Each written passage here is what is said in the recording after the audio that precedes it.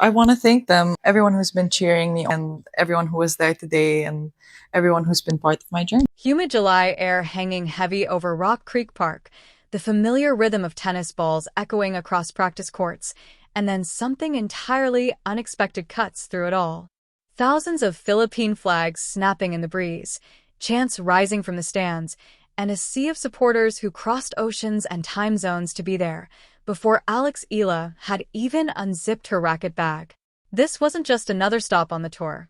This was a moment when a young Filipina star didn't just arrive at a tournament. The tournament arrived for her. What unfolded in Washington, D.C. wasn't on the official schedule. It was written by a community that has quietly, relentlessly followed every step of Alex Eala's journey.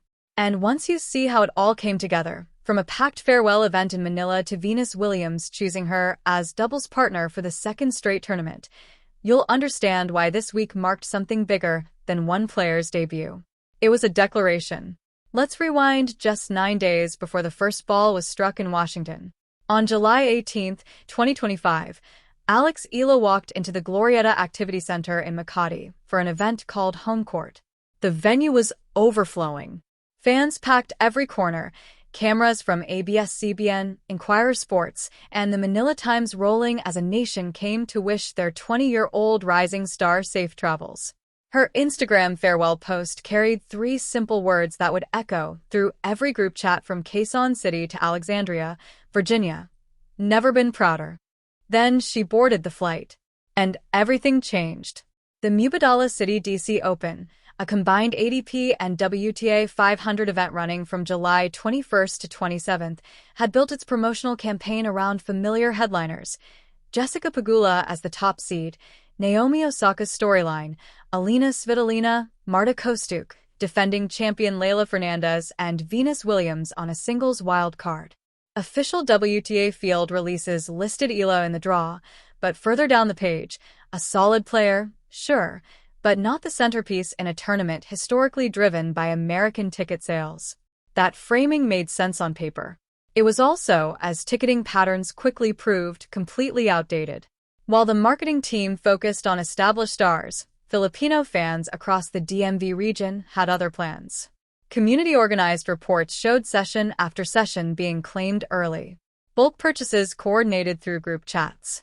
A quiet but powerful mobilization that turned practice courts into pilgrimage sites. This wasn't random enthusiasm. It was the continuation of a pattern that had already redefined Eala's biggest moments. Indian Wells earlier that year saw fans pack the stands, with official recaps highlighting the support behind her desert debut. Miami brought Philippine flags draping stadiums during her quarterfinal and semifinal runs, complete with Tony Nadal in her box. Wimbledon featured center court drama against defending champion Iga Swiatek, with fans queuing overnight and a hard-fought victory sparking national trending topics back home. Every stop had been shaped by this turnout. Washington, home to one of the largest Filipino communities on the East Coast and with the Philippine Embassy right in the city, represented the next level. The escalation everyone in Manila had circled on their calendars, apparently everyone except some of the tournament promoters. Now compress the timeline and feel the momentum. July 18th, overflowing farewell in Makati. July 19th, wheels up from Manila. July 21st, tournament play begins in Washington. July 24th, the draw drops, matching Eala in the round of 32 against friend and rival Zeynep Solmaz of Turkey, a player she already led 2-0 against, including a recent grass court win in Eastbourne. 7 days, 2 hemispheres, one focused athlete carrying the weight of expectation and the fuel of home support. The WTA put the partnership in writing early. Venus Williams and Alexandra Eala teaming up again in doubles. Read that carefully. A 7-time Grand Slam singles champion, at 45 years old, playing in her home country, chose a 20-year-old from Manila as her partner at the net. That isn't polite courtesy. That's a co-signing from one of the greatest to ever play the game. After their quarterfinal run at Bad Homburg in June, Venus didn't need exposure or a feel-good story. She had every accomplished doubles specialist available. She picked Eala. Again. That quiet decision, confirmed in a WTA release, carries more weight than any microphone quote. When a Hall of Famer with Venus's resume puts her legacy next to yours on court for the second tournament running, questions about whether you belong at this level stop. The conversation moves forward. And then there's the subplot no one could have scripted better. The defending 2024 DC Open champion, Leylah Fernandez, is half Filipina on her mother's side. A deep run by both in the same draw would mean two players carrying Philippine pride through the same American bracket. That isn't just tennis. It's the kind of narrative the entire Philippine sports community lives for. Zoom out and the bigger picture comes into focus. Southeast Asia has long been viewed by the WTA as a developing market without a true global headliner.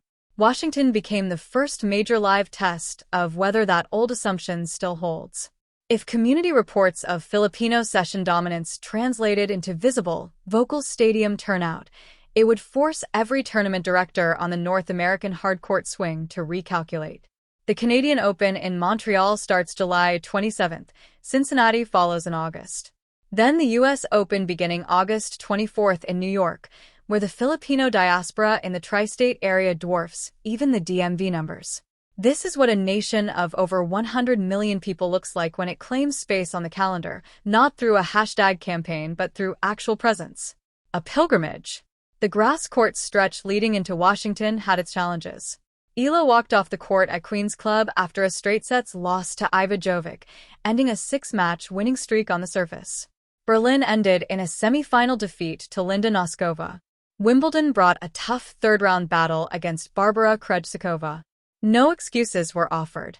Instead, she flew home, stood in front of that packed Makati crowd, called it her breakthrough year, and left with "never been prouder" as her message. Those disappointments didn't board the plane with her. The Makati crowd made sure of that.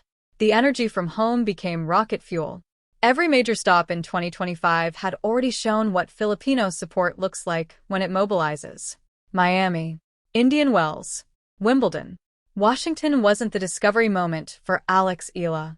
It was the moment the broader tennis world could no longer pretend it hadn't noticed the shift.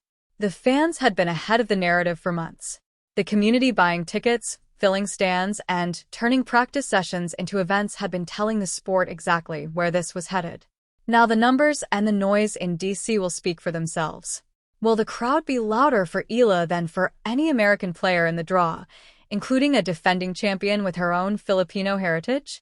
The answer is already forming in the stands, in the group chats, and in the way this week feels different. This is bigger than one debut. It's a recalibration. A young player backed by a nation that refuses to be background noise. A legend in Venus Williams choosing partnership over convenience. A tournament city discovering what happens when a global diaspora decides the event belongs to them. The hardcourt summer stretching from Washington through Montreal, Cincinnati, and New York is about to test just how far this momentum can carry. Arthur Ashe Stadium's outer courts in late August could become the loudest gathering of Filipino tennis supporters in American history if the pattern holds. Here is the question worth sitting with as the first balls are struck. When a country of over 100 million people decides a tournament is theirs, how does the sport adapt? And how loud will Washington get when Alex Eala steps on court? Drop your prediction in the comments right now, before the results start rolling in and the story writes itself. Will the Filipino presence dominate the atmosphere? Will the Venus-Eala reunion produce more magic? Will this week mark the moment the WTA fully understands the power of this fan base? If you've been following Eala's journey from the Miami breakthrough to the grass-court battles and now this home-away-from-home takeover, you already know the energy is real. Subscribe to Tennis Diaries and turn on notifications because the summer hardcourt swing is only getting started, and these stories behind the scoreboard, the ones that capture the human side of the climb, are exactly what we're here to tell. The flags are already waving in Washington. The question now is how many more will join them by the time the trophies are lifted. This is Tennis in 2025, and Alex Eala's chapter is being written by a nation that showed up ready to cheer every single point. Stay locked in. The best part of this ride is still ahead.